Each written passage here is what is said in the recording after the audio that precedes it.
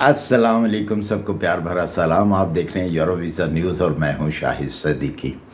अच्छा जी, जैसा कि मैंने आपसे वादा किया था कि नेक्स्ट जो भी यूके की वीडियो आएगी तो इंशाल्लाह मैं आपकी मुलाकात कराऊंगा ऑन स्क्रीन उनके साथ, जो कि इस वक्त बहुत एक ज़बरदस्त और मंजूर शुदा एजेंसी है गवर्नमेंट से, जो कि यूके का काम कर रही हैं वर्क परमिट के हवाले से। और आज हम उनसे बात करेंगे, कुछ सवालात करेंगे जो कि आपके जहनों में भी वो सवाल होंगे। तो आइए उनसे सवाल करते हैं, आप भी सुनिए। अस्सलाम वालेकुम।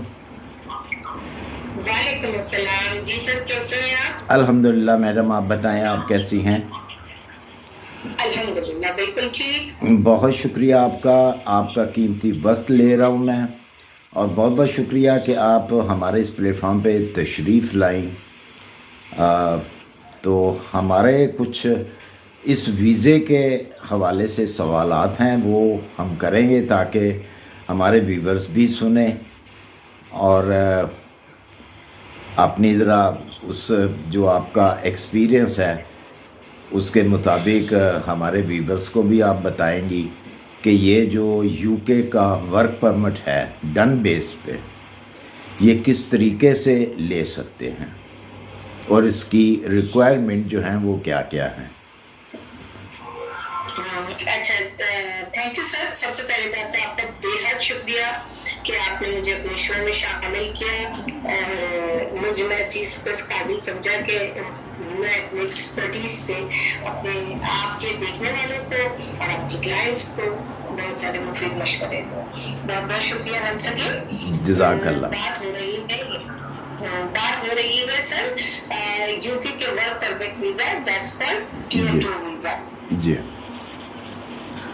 जी सर, तो आपका सवाल, पहला सवाल जो है वो ये है कि ये डन बेस पे किस तरह होता है sir. This is a very simple strategy.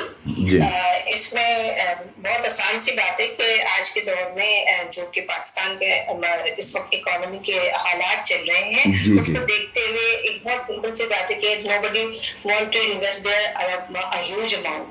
ठीक है, तो सब कोई बड़ी अमाउंट इन्वेस्ट नहीं करना चाहता। तो ये एक आसान सा सिलसिला है, आप इसको डन भी कह सकते हैं, आप इसको गारंटीड भी कह सकते हैं, 100% रेशियो भी कह सकते हैं कि जॉइंट अकाउंट खोल लें, जॉइंट अकाउंट खोल लें रिप्रेजेंटेटिव के साथ, और उसके बाद जो है इसका जो वीजा ग्रांट होता है वो COS यानी कि हमारी जबान में, आपकी जबान में, यानी हमारे क्लाइंट को रिप्रेजेंट करते हुए क्लाइंट की जबान में वो परमिट कहलाता है, और उसको बारकोड कहते हैं, उसको COS कहते हैं। उस पर वीजा ग्रांट हो चुका होता है। तो यानी उसके बाद कोई इंटरव्यू का सीन नहीं होता, कोई रिजेक्शन का सीन नहीं होता। ठीक है, ऐसा कुछ नहीं होता। तो इसलिए the whole payment is transfer after COS। Simple सी स्ट्रेटजी। आगे पूछिए सर। अच्छा, इसका टाइम कितना लगेगा इस प्रोसेस को? सर टाइम के हवाले से ये है कि 10 से 12 दिन लगते हैं अराउंड। आप 10 से 12 कहते हैं, हम 15 डेज रख लेते हैं, क्योंकि ऊपर नीचे होता है तो क्लाइंट का दिल भी धक धक कर रहा होता है। जी। तो अराउंड 15 डेज में जो है वो जी COS आ जाता है, यानी कि क्लाइंट की जुबान में वो परमिट आ जाता है। उसके बाद जो है वो फाइल रेडी करके हम देते हैं, उनकी डॉक्यूमेंटेशन करके देते हैं, वो एम्बेसी में जाके वॉक-इन जो है वो अपना केस जमा करा देते हैं। अराउंड 35 to 45 डेज में वो वीजा स्टिकर होके पासपोर्ट पे मिल जाता है। Very good. अच्छा मैडम, ये बताएं कि इसका जो जो जॉब्स हैं वो किस किस किस्म की जॉब्स हैं बीच में? सर एक्चुअली जॉब्स सबसे ज्यादा जो वर्किंग की है हमने और एक जमाने से करते रहे हैं कई सालों से, वो हेल्थ केयर के शोबे पे ज्यादा की है हमने, जिसमें B1 कैटेगरी 4.5 बैंड का आइल्स जो है वो मैंडेटरी होता है। विदाउट आइल्स हम नहीं अप्लाई करवाते, क्योंकि गुड स्पोकन इंग्लिश होना लाजमी है। और इसके अलावा सर सेल्स की भी जॉब होती है। सम टाइम हमें ये अपना उसको क्या कहते हैं सर, वो जो किसान टाइप का जो काम होता है, एग्रीकल्चर, उस टाइप का भी काम होता है। हाँ, एग्रीकल्चर का जो काम होता है, सम टाइम लिटिल बिट ऐसा काम भी आ जाता है। बट ये कि ज्यादातर जो है सर सेल्समैन वगैरह का काम आ जाता है, मार्केटिंग का काम आ जाता है, किसी शॉप पे काम करने का काम आ जाता है, लेकिन मेजोरिटी हम फोकस करते हैं साफ सुथरे वर्किंग पे, और वो है हेल्थ केयर की।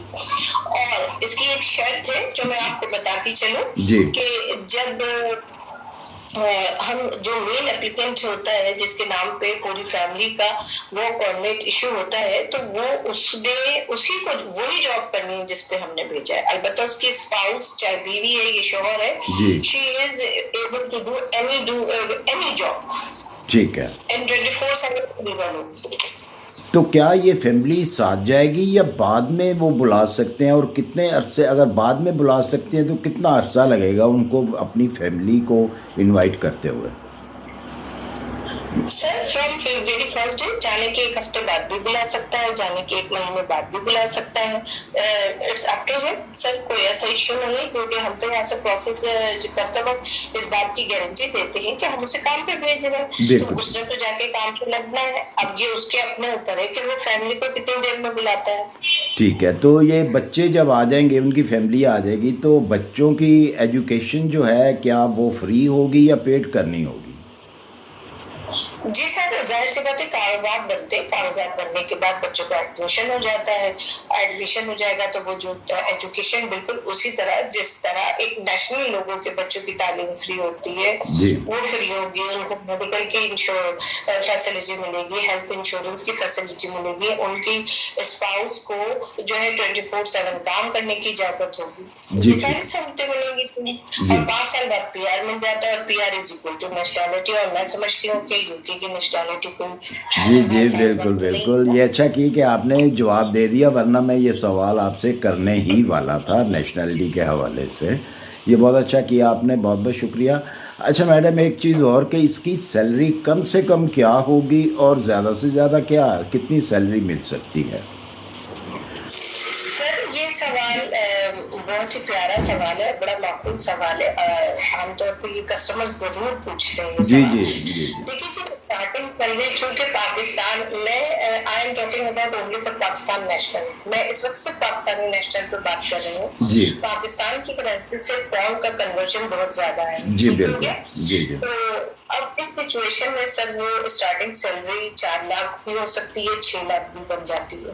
और ऐसी बात तो नहीं है ना कि सर वो 3 महीने तक हाथ पैर फैला के सोएगा तो नहीं ना। सोने का तो कहीं भी कोई तरक्की नहीं होती है। यकीनन 3 महीने प्रोविजनल पीरियड गुजारने के बाद अगर वो मेहनत करेगा तो a person will earn 8 lakh Pakistan. जी ठीक है। अब उसके बाद वो मुझसे या आपसे ये शिकायत करे कि मेरी तनख्वाह नहीं बढ़ी, तो मुझे ये बताइए काम उसने करना है, मैंने करना है, आपने करना है? जी जाहिर है, जो जाएगा काम तो उसी ने करना है ना। जी सर। अच्छा, तो अब एक और सवाल है कि अगर जो कोई भी अगर चाहता है कि आपसे वो ये वाला वीज़ा लेने के लिए, तो किस तरीके से आपसे कांटेक्ट जो है वो क्लाइंट करेगा?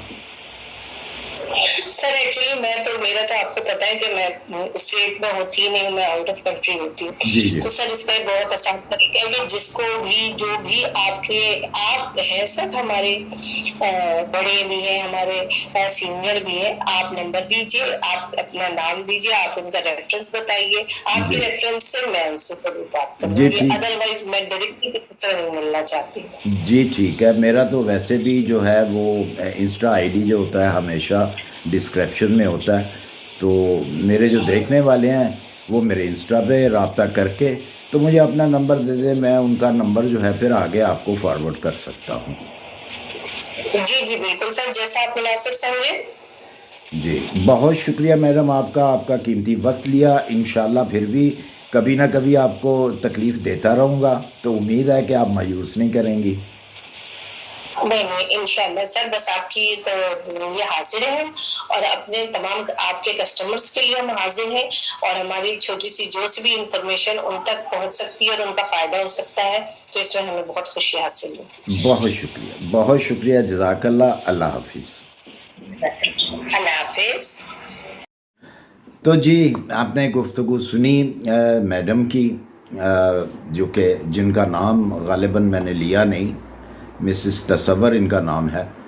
तो आपने इनकी टोटल जो है वो बात सुनी कि क्या तरीक़ाकार है, किस तरीके से क्या क्या फ़ायदे हैं, नेशनलिटी भी ले सकते हैं, तो आपने सारी गुफ्तगू सुन ली होगी। तो अगर आप ये वर्क परमिट लेना चाहते हैं तो डिस्क्रिप्शन में हमेशा की तरह मेरा इंस्टा आईडी होता है, वहाँ मुझसे कॉन्टेक्ट कर लें, मैं आगे इनको फॉरवर्ड कर दूँगा आपका नंबर, जो भी है आगे आपकी किस्मत। इसी के साथ मुझे दीजिए इजाज़त, अपनी दुआओं में याद रखिए। इंशाल्लाह मिलते हैं फिर किसी अच्छी सी इन्फॉर्मेशन के साथ। अल्लाह हाफिज़।